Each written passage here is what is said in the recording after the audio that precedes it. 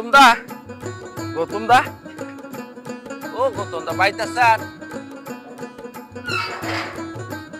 এটা আউ বৌদি দাদা খামা আজকে যে কিস্তিটা দিল না কারণটা কি কত এতদিন তো ভালো দিয়ে যাচ্ছে আজকে কিস্তিটা দিল না কত টাকা নিচ্ছে আর 50,000 টাকা নিচ্ছে বাপ রে বাপ করছে কি এটা তো কর পান না না এগুলো টাকা তো আমার কথা কয় নাই হ্যাঁ কোন দিন টাকা নিচ্ছে কি অবস্থা কি জন্য নিচ্ছে এগুলো তো কইছে এগুলো তো বাড়ি থাকা কয় নাই আচ্ছা শোনো তা আসলে অঞ্চলে ওই কিস্তিওয়ালা আসছিল টাকাটা চায়া গেছে শোনো না বিকাশ হচ্ছে যেন পাঠে দেয় বিকাশের জন্য এটা পাঠে দেয় হ্যাঁ তোমরা আসলে এটা কয়া দেন মারা আসুক আগে পারি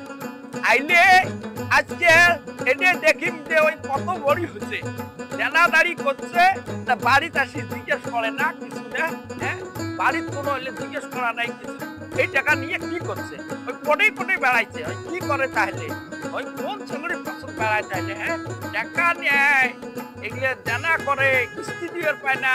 বাড়ির কর্মী আসে এগুলো কি কথা হ্যাঁ আসুক আসলে আজকে উঠে শিখে দিয়ে এসে ছাড়ে আসুক আগে বাড়ি কি পাইছে এটা কি হ্যাঁ কি পাইছে ওই আসুক আসুক আগে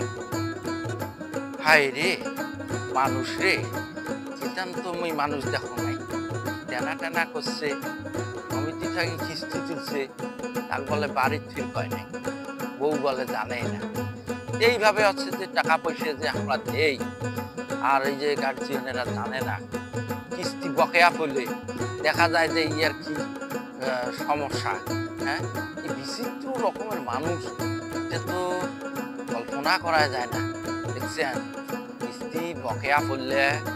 বোঝা যায় মানুষ আসলে কি মানুষের কার কি আচ্ছা এইভাবে কিস্তি খোসা দিতে দিতে আমি এসে সারা হ্যাঁ এরকম কি চাকরি করা যায় এরকম কি চাকরি করা যায় না জানটা শেষ